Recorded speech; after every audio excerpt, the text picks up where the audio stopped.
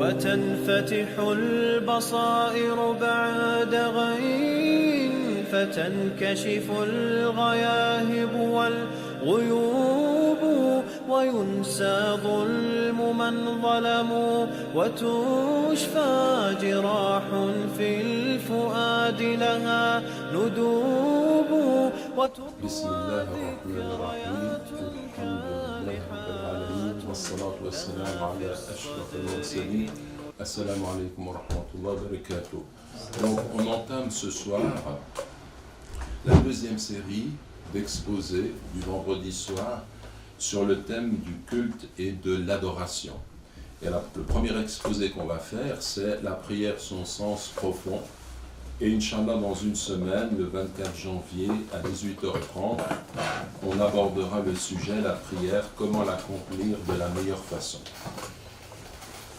Si l'on prend le mot as-salah, il signifie, le sens premier du terme, c'est l'invocation, la prière. Dans le Coran, par exemple, on trouve le passage qui nous dit « Wa salli alayhim inna salataka sakanun lahum » et prie sur eux dans le sens wad'u lahum et invoque Dieu en leur faveur, en faveur des croyants qui sont autour de toi, en faveur des croyants. La prière ou ta prière est une quiétude pour eux. Donc ça c'est un sens beaucoup plus général qui signifie le fait d'invoquer Allah. Mais le sens voulu ici du terme salat, c'est en fait le sens de la prière en tant que prescription religieuse que l'on accomplit 5 fois par jour. En plus, on a les prières surérogatoires que l'on fait en étant debout, incliné, prosterné. On va parler en fait de cette prière-là. Un point que l'on peut relever, c'est que cette prière, elle a une dimension qui est universelle. Sabaha lillahi ma fi samawati wa ma fil ard.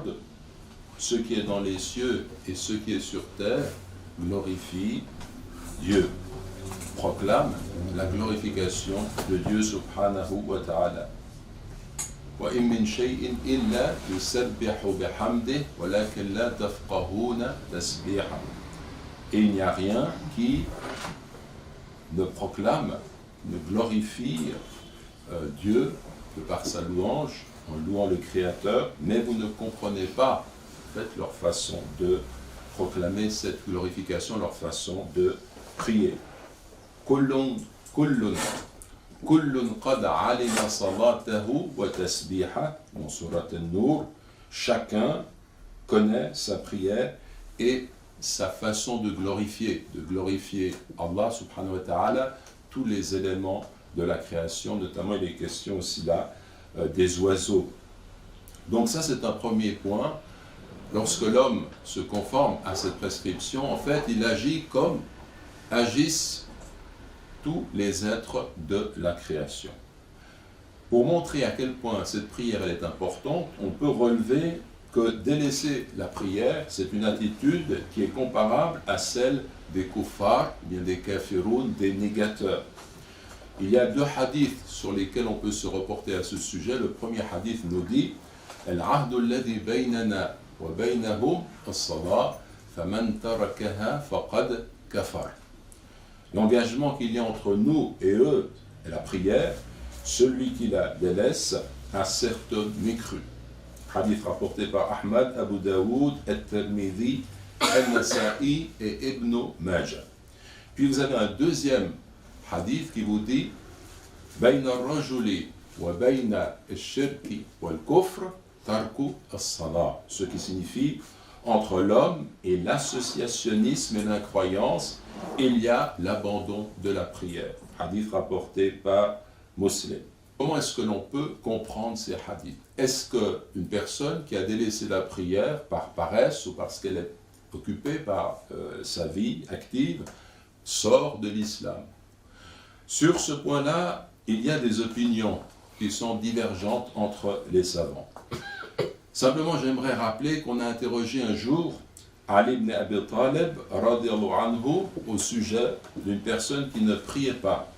Il a répondu, celui qui ne prie pas est un kafir, est un négateur. Pour ce qui est du kufr, on sait qu'il y a le kufr al-amali ou le kufr al-i'tiqadi. El-kufr, el-amali, c'est en fait lorsque quelqu'un agit d'une façon qui s'apparente à l'action des négateurs. Et puis el-kufr, el-i'tiqadi, c'est en fait lorsque quelqu'un, au fond de lui-même, rejette les éléments de la foi, rejette les éléments de l'islam avec conviction. Quand quelqu'un rejette ces éléments de la foi avec conviction, s'il nous dit par exemple, moi je suis musulman, mais je pense que la prière, ces 5 prières que vous faites ne sont pas obligatoires, si on lui explique ce qu'il en est, revenant au Coran, à la Sunna, et qu'il persiste, il sort de l'islam. Tous les savants sont d'accord. Il y a consensus sur cette question-là. Par contre, lorsqu'il s'agit de quelqu'un qui volontairement délaisse la prière, mais par négligence ou par paresse, qu'en est-il? Alors, pour certains des compagnons, c'est quelqu'un qui sort complètement de l'islam, même s'il délaisse la prière par paresse. Omar ibn al-Khattab le pensait. Abdullah ibn Mas'ud, Abdullah ibn Abbas, radiallahu anhum, tous ces illustres compagnons pensaient que celui qui délaisse la prière, même si c'est par paresse seulement, eh bien il sort de l'islam. C'est aussi l'avis d'Ahmad ibn Hanbal. Et en ce sens, aujourd'hui, lorsqu'on interroge de grands savants comme Ibn Baz, rahimahullah, ou Ibn Uthaymin, les deux sont morts dans un passé relativement récent, eh bien, ils répondent invariablement, celui qui délaisse la prière, même si c'est uniquement par négligence, eh bien, il sort complètement de l'islam, et il se référait notamment au madhab de Ahmad ibn Hanbal. D'autres savants pensent que lorsque c'est par négligence ou par paresse, eh bien, la personne ne sort pas de l'islam, mais il s'agit d'un musulman qui est un fasiq, qui a un comportement perverti, dévoyé. Et ça, c'est l'opinion de Abu Hanifa, de Malik, de Ash-Shafi'i. Et à ce propos, l'imam al-Subki a relaté une controverse célèbre qui a eu lieu sur cette question entre Ash-Shafi'i et Ahmad ibn Hanbal. Alors, Ash-Shafi'i demanda à Ahmad, tu dis que c'est un kafir, que c'est un négateur. Il répondit, oui. Ash-Shafi'i reprit, s'il est un négateur, de quelle façon deviendrait-il un musulman? Ahmad répondit en disant, il n'y a de Dieu que Dieu, qu'Allah, Muhammad est le messager de Dieu.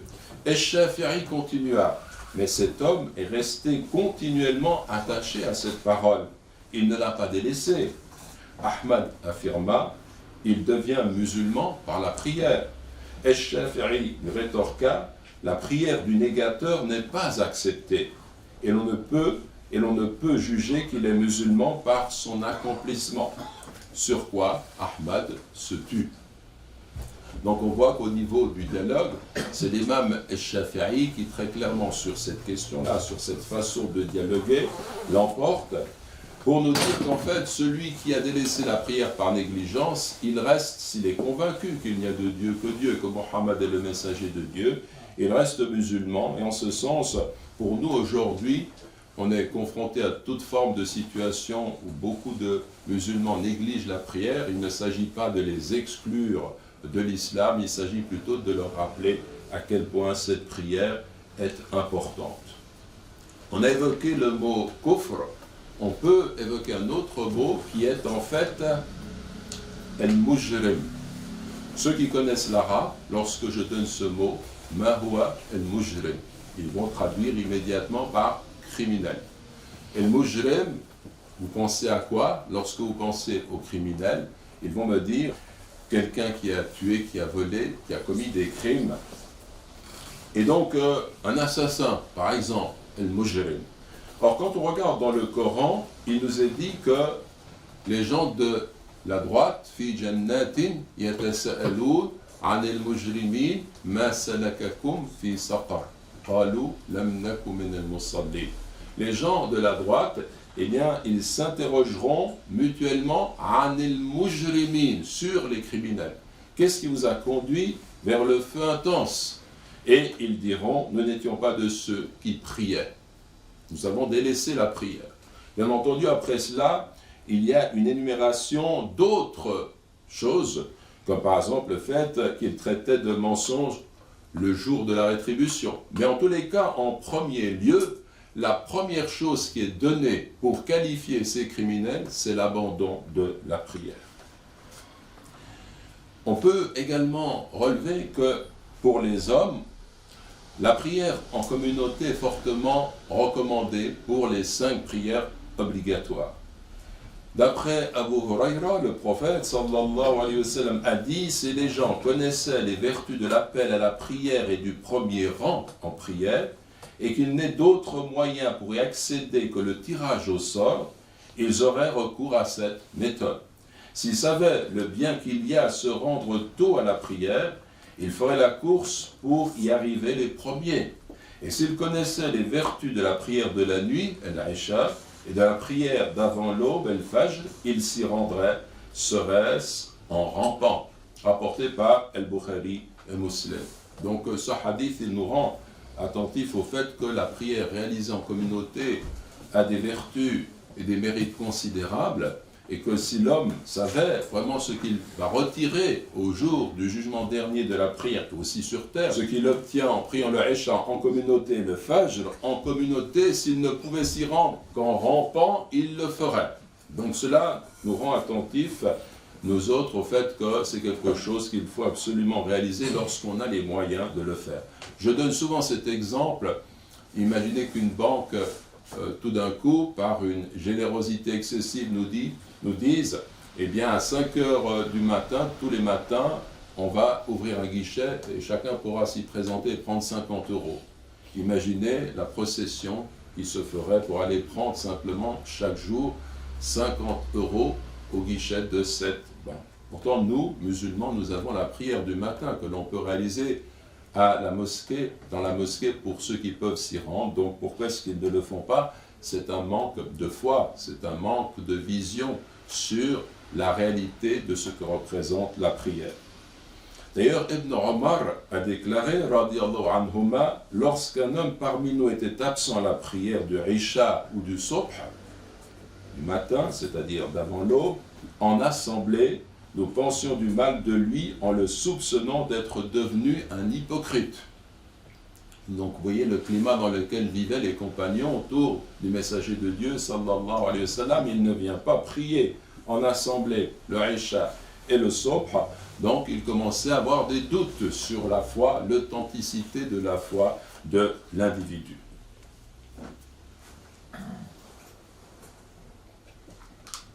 Maintenant, comme il est question du sens de la prière, on peut mettre en avant le fait que la prière est pour nous une école. D'abord, une école qui nous permet de nous purifier. Allah subhanahu wa ta'ala dit dans le Coran « قَدْ أَفْلَحَ مَنْ تَزَكَّى وَذَكَرَ اسْمَ رَبِّهِ فَصَلَّى » A réussi certes celui qui se purifie et se rappelle le nom de son Seigneur et prie. Donc cela signifie qu'il y a un rapport entre le fait de se purifier et de prier. Et on ne peut pas se rapprocher d'Allah si on ne se purifie pas de ses vices, de ses défauts. Les défauts extérieurs, le mal dont nous sommes capables et qui est visible, mais aussi de nos défauts intérieurs. Parce que l'organe par lequel on se rapproche de Dieu, c'est le cœur. Et si le cœur est chargé d'impureté, comme l'orgueil, la vanité, la haine, une hypocrisie, d'autres défauts qui peuvent habiter ce cœur, eh bien, il s'écarte, il s'éloigne d'Allah. Une façon d'aller vers Dieu, c'est de purifier le cœur. Et on purifie le cœur notamment par la prière. Un autre bienfait de la prière, c'est qu'elle va permettre à l'être humain de se réformer moralement, de se purifier et de se réformer au niveau de son comportement moral. Par exemple, le Coran nous dit « Inna salata tanha anil fahsha'i wal munkar » En vérité, la prière préserve de la turpitude et du blâmable. Quand quelqu'un prie, et plus il avance dans le fait de prier, d'accomplir cette prière, il va par là même se vêtir d'un habit de blancheur, on peut donner cette image, et quand on est couvert de cet habit, on va éviter les lieux malfamés, les choses qui peuvent salir cet habit, parce qu'immédiatement la tache va se voir. Plus quelqu'un vit dans une forme de pureté, d'édification morale, plus il va être préservé. Or, la prière nous permet justement d'aller dans le sens de cette pureté. Également, la prière va permettre au cœur d'acquérir des qualités morales, comme la persévérance et la générosité. Vous entendez bien, grâce à la prière, on obtient la persévérance, la quiétude et la générosité. Dans le Coran, il est dit « Innal insana khuliqa halu'a, idha massahu sharru jazua, wa idha massahu al-khayru manu'a, illa al-musallin, alladhina hum ala salatihim da'imun » Ce qui signifie, l'homme certes a été créé fortement inquiet et avide. Lorsque le mal le touche, il est très anxieux, et lorsque le bien le touche, il est très avare, sauf ceux qui prient, ceux qui sont constants dans leur prière.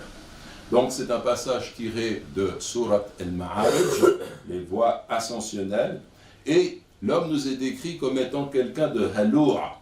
Ce terme, il signifie qu'il est instable, prompt à s'affoler. Et les deux versets vont nous permettre de comprendre ce qu'il en est, les versets qui suivent. Lorsque le mal le touche, il est très anxieux. Jazour, très anxieux, très inquiet. Jaza, le mot jaza, a le sens d'une émotion violente, d'impatience ou de tristesse. Et lorsque le bien le touche, il est très avare. Et le terme utilisé pour désigner cette avarice, c'est manour, de mana'a, qui veut dire refuser, également interdire. Et ici, manour, on pourrait le traduire par grand refuseur. Mais il faut mettre refuseur entre guillemets parce que ce terme, eh bien, il n'existe pas dans la langue française. Mais c'est le sens, grand refuseur. Donc il se retient de donner dès qu'il se trouve dans l'aisance, il devient avare. Illa al-musallin, sauf ceux qui prient et qui sont constants, assidus dans leur prière. Parce que cette prière va les rattacher à Allah, ils dépendent d'Allah, ils vivent et sont liés à Allah, et les contingences de la vie qu'on leur donne ou qu'on leur prenne, c'est quelque chose qui devient en fait secondaire, qui n'a pas beaucoup de prise, parce que cette foi leur donne justement une persévérance par rapport aux choses de la vie, avec les aspects positifs et négatifs. Ils ne vont pas exulter, ils ne vont pas s'effondrer en fonction des situations, parce que le lien avec Dieu est plus fort. Et quand ils reçoivent, ils donnent, ils partagent. Donc la prière donne aussi tout cela. Et puis vous avez un autre aspect dans la prière, c'est, comme on l'a dit, il nous est recommandé de l'accomplir en groupe, et on l'accomplit 5 fois par jour. Normalement, la philosophie de la prière, entre guillemets, c'est qu'il y a dans chaque quartier, dans chaque regroupement de musulmans, une mosquée. Le prophète l'a recommandé, sallallahu alayhi wa sallam. Les gens s'y retrouvent pour prier 5 fois par jour. Et 5 fois par jour, cela signifie qu'ils vont venir, ils vont se rencontrer de cette façon-là. Et ils vont renforcer leur lien de fraternité. Ils vont renforcer le lien qu'ils ont entre eux et le sentiment de leur égalité devant Allah. Parce qu'on soit riche ou pauvre, blanc ou noir, qu'on soit de telle ou telle origine, qu'on ait telle ou telle situation sociale, eh bien, peu importe, quand on entre dans la mosquée, on s'assoit dans la mosquée, on prie ensemble, nous sommes tous les adorateurs d'Allah, les serviteurs d'Allah. Et ça va nous donner le sentiment que nous vivons à égalité. C'est un exercice pratique en ce sens qui nous permet d'écarter toute considération de race ou de classe ou de couleur de peau. Et ça, c'est très très important. L'individu sent qu'il appartient, qu'il est avec une communauté qui le soutient, et la communauté, elle défend l'individu, la communauté défend l'individu et puis se nourrit d'une présence qui est saine et favorable à tous. D'ailleurs, ce but d'une société où les gens vivent ensemble dans ce climat d'égalité, de fraternité, c'est le but que cherchent à obtenir les savants, les philosophes, les éducateurs, les acteurs sociaux, afin d'obtenir la sécurité, la solidarité, la paix entre les membres d'une société. Et l'islam nous le donne à travers la prière. Donc cet élément, on peut le mettre également en avant. Un autre point que l'on peut mettre en avant, c'est le fait que tout ce dont on vient de parler, tous ces avantages de la prière, on ne peut les obtenir que si nous réalisons la prière avec piété, avec ferveur, avec recueillement, en méditant, en réfléchissant sur ce que l'on dit, sur le sens de nos gestes, en donnant une valeur à cette prière de façon à ce qu'elle ne soit pas simplement des gestes et des paroles, mais une réalité vécue de l'intérieur. On prie essentiellement avec le cœur, le recueillement dans l'humilité. Et le Coran utilise un terme pour désigner ceux qui vivent selon cette dimension, el-khashi'oun, les croyants sincères. El-khashi'oun veut dire, ce sont ceux qui sont dans l'humilité, qui accomplissent la prière dans le recueillement avec humilité. Et vous avez un passage du Coran qui vous le dit très clairement, qad aflaha al-mu'minun. On réussit certes les croyants, bienheureux les croyants. Alladhina hum fi salatihim khashi'un, ceux qui sont humbles dans leur prière. Donc, si la prière n'est pas accomplie avec ce recueillement, cette humilité, elle perd ses fruits et sa valeur. Alors, il y a un hadith Qudsi dans lequel Allah nous dit, subhanahu wa ta'ala, « Je n'accepte la prière que de celui qui par elle se montre humble devant ma grandeur et qui ne cherche pas par elle à dominer ma créature et qui ne passe pas sa nuit en s'obstinant à me désobéir et qui passe sa journée en se souvenant de moi et qui fait miséricorde aux pauvres, aux voyageurs démunis et à la veuve et qui fait miséricorde à celui qui est touché par le malheur. Celui-là, sa lumière est comparable à la lumière du soleil. Je le protège du mal par ma puissance. Je confie aux anges de le préserver. Je fais pour lui de l'obscurité une lumière et j'extrais pour lui de l'ignorance la longanimité. Il en est de lui au milieu de mes créatures comme du Firdaus au paradis. Notons que ce hadith rapporté par Al-Bazzar selon Ibn Abbas est considéré par les traditionnistes de très faible authenticité. Certains l'ont même écarté, mais le sens il est là, le sens il nous donne des orientations. Et Inch'Allah, après la prière, on va y revenir et puis je vais conclure, j'en ai pour quelques minutes avant de nous laisser un certain temps pour échanger, Inch'Allah. Wa jazakumullahu khayra. الحمد لله رب العالمين والصلاة والسلام على أشرف المرسلين ونشهد أن لا إله إلا الله ونشهد أن محمدا عبده ورسوله السلام عليكم ورحمة الله وبركاته. Donc, on reprend par rapport à ce hadith concernant le hadith Qudsi dans lequel Allah subhanahu wa ta'ala nous dit: je n'accepte la prière que de celui qui par elle se montre humble devant ma grandeur. Innama ataqabbalu as-salat mimman tawada'a li'azamati. On a dit que ce hadith est de faible authenticité, mais cependant on peut en retirer des enseignements. Lorsque Dieu nous dit qu'il n'accepte la prière que de celui qui se montre humble devant sa grandeur, cela signifie qu'il y a une différence entre quelqu'un qui prie, et lorsqu'il commence sa prière et dit Allahu Akbar, Dieu est plus grand, dit cela du bout de la langue, et quelqu'un qui dit Allahu Akbar, et dans son cœur, il a le sentiment très fort du fait qu'Allah est plus grand que tout, de l'immensité d'Allah subhanahu wa ta'ala. Quand Allah parle des réprouvés, il nous dit subhanahu wa ta'ala: innahu kana la yu'minu billahi al-'azim. Il ne croyait pas en Allah le très grand. Et donc c'est une question de foi.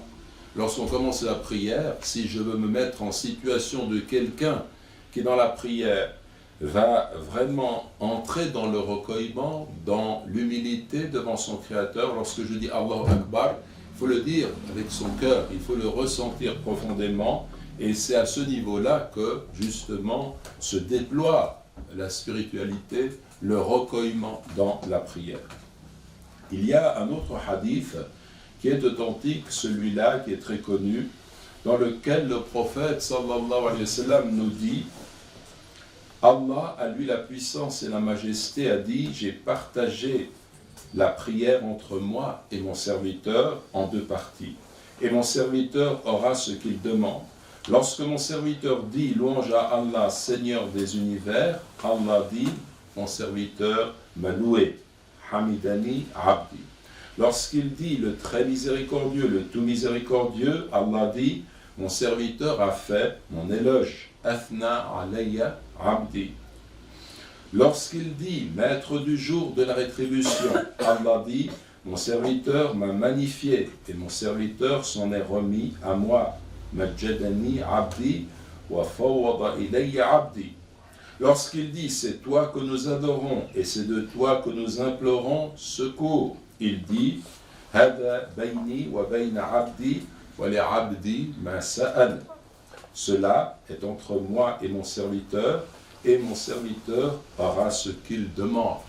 Lorsqu'il dit guide-nous dans le chemin droit, le chemin de ceux que tu as comblés de tes bienfaits, non de ceux qui ont encouru la colère, ni des égarés, il dit cela revient à mon serviteur et mon serviteur aura ce qu'il demande. Hada li abdi wa li abdi ma sa'al.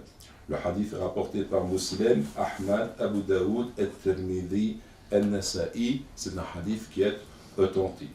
Remarquez que dans ce hadith, Allah dit qu'il a partagé la prière. Et la prière, c'est en fait cet extrait du Coran qui n'est autre que la Fatiha. On verra la semaine prochaine quand on va aborder justement les moyens d'accéder à ce recueillement et comment il faut réaliser sa prière, que pour beaucoup de savants, la majorité des savants estiment qu'il faut lire la Fatiha pour que la Raka'a soit, le cycle de prière soit valable. Et l'un des arguments, c'est ce hadith, parce que Dieu dit, j'ai partagé ma prière entre moi et mon adorateur. Vous avez également dans la Fatiha un secret qui est, des sens qui sont extrêmement profonds, parce qu'une partie de la Fatiha consacre l'éloge d'Allah, subhanahu wa ta'ala, en tant qu'il est le très miséricordieux, le tout miséricordieux, le maître du jugement dernier. Et donc Allah subhanahu wa ta'ala, on s'adresse à lui dans le sens de l'adoration. Et puis la deuxième partie de la Fatiha, on lui demande de nous guider sur le chemin droit, on lui demande son secours et son aide. Et tout cela est concrétisé, synthétisé, résumé dans un verset, Iyyaka na'budu wa iyyaka nasta'in, c'est-à-dire c'est toi que nous adorons et c'est de toi que nous implorons secours. La Fatiha, c'est une synthèse du Coran. Et la synthèse de la Fatiha, c'est ce verset. Et ce verset montre quel doit être le lien qu'il y a entre l'adorateur et Dieu. Une partie revient à Allah et une partie dans l'adoration, et une partie revient au serviteur dans l'imploration. El-ibada wa l'isti'ana. Et en fait, ce lien que nous avons avec Dieu, l'islam est là pour nous enseigner à le renforcer.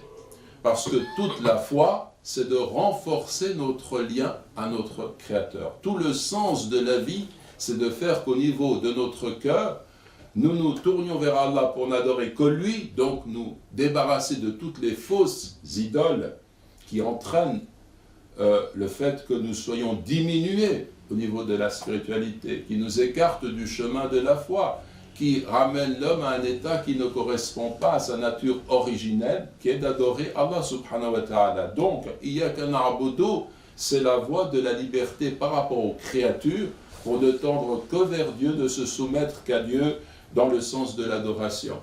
Donc, cela, c'est une partie de la foi. J'adore Dieu et je n'adore que lui. Iyyaka na'budu. Wa iyyaka nasta'in, la deuxième partie, c'est de toi j'implore le secours, l'aide. Et l'authentique croyant, c'est quelqu'un qui sait que personne sur terre ne peut rien pour lui. Personne ne peut lui apporter aide et secours. Celui qui détient toute chose, c'est Allah. Et cela le libère de la dépendance qu'il peut avoir vis-à-vis des créatures en pensant que les créatures le dominent et qu'elles peuvent lui être d'une quelconque utilité en réalité, en vérité. Le seul qui nous apporte son secours, c'est Dieu. Bien entendu, quand par exemple je vais chez le médecin pour chercher un remède au mal qui m'a touché, Le médecin a une science, un savoir, mais qui est-ce qui guérit? C'est Dieu. Lorsque j'entreprends quoi que ce soit, eh bien je dois, le croyant agit avec son corps, mais avec son cœur, il est orienté vers Dieu et il sait qu'il est entièrement dépendant de Dieu. Donc agir avec le corps pour réaliser ce que je dois réaliser selon l'ordre des causes et des conséquences, mais au niveau du cœur, ne pas tenir compte de cette réalité-là, me lier à Allah plutôt en sachant que c'est lui seul qui peut m'ouvrir les portes de la miséricorde sur terre. L'islam, c'est le lien avec Dieu. La prière, c'est un lien avec Dieu. Le sens de notre vie, c'est de faire en sorte que, allant de l'avant, progressivement, ce lien se renforce et soit plus fort que tout autre lien. Même avec nos proches, même avec nos enfants, même avec nos biens. Tout cela, c'est secondaire. C'est important, il ne faut pas le mépriser. Mais le plus important, c'est le lien que nous avons avec notre Créateur. Voilà l'un des sens profonds de la prière. Donc je vais conclure en disant les choses suivantes sur ce thème. Nous avons vu premièrement que nous avons été créés pour adorer Dieu et que la prière est le pilier de cette adoration. Deuxièmement, l'univers glorifie Dieu. L'homme, au sein de la création, lorsqu'il prie, eh bien, il entre dans l'harmonie de l'univers, et s'il ne prie pas, et s'il se révolte contre Dieu, il est la note discordante au sein de cette harmonie. Troisièmement, la prière permet à l'homme de se purifier de ses péchés. Et vous connaissez le hadith du prophète, sallallahu alayhi wa sallam, qui a dit, voyez-vous, si l'un d'entre vous, devant sa porte, passait un cours d'eau, et qu'il s'y lave 5 fois, est-ce qu'il resterait sur lui une quelconque trace de souillure? Et les compagnons de dire, il ne resterait sur lui aucune trace de souillure. Il en est ainsi de la prière, par elle, Dieu efface les péchés. Ce qui signifie que quand on va accomplir la prière, faire nos ablutions, les ablutions également permettent de nous débarrasser de nos péchés. Lorsque je passe de l'eau sur mon visage, vous savez que les fautes sortent, les erreurs que j'ai pu commettre sortent de dessous les paupières. Lorsque je me lave les mains, les fautes sortent de dessous les ongles. Donc l'ablution a une forme extérieure, mais intérieurement, elle me permet de me purifier de mes péchés. De la même façon, en ce qui concerne la prière, je me purifie de mes péchés.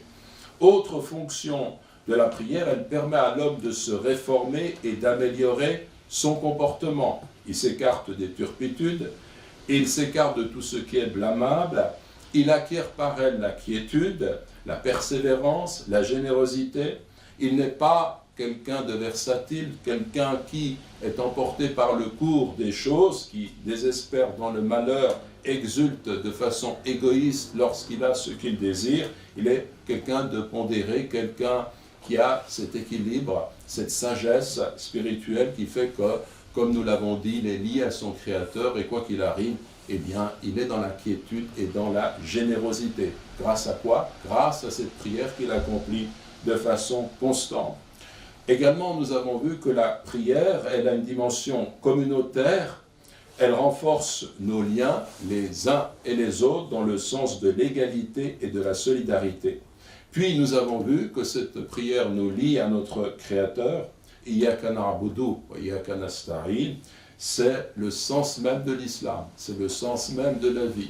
Tout est résumé dans ce verset. D'ailleurs, vous avez de grands savants, Ibn al-Qayyim, qui a repris les œuvres de El-Harawi autour de Iyyaka na'budu wa iyyaka nasta'in, Madarij as-Salikin. À travers cela, eh bien, ils ont composé le premier, enfin El-Harawi a composé une œuvre considérable qu'a reprise Ibn al-Qayyim al-Jawziyya en plusieurs volumes et qui est consacrée uniquement à ce verset pour nous faire comprendre quel est le sens profond de notre religion. Enfin, nous avons dit que tout cela n'est possible que dans l'humilité et le recueillement, et Inch'Allah, la semaine prochaine, on va entrer dans ce chapitre pour répondre à l'injonction divine qui nous dit « Wa aqimus salat » et à compulser la prière.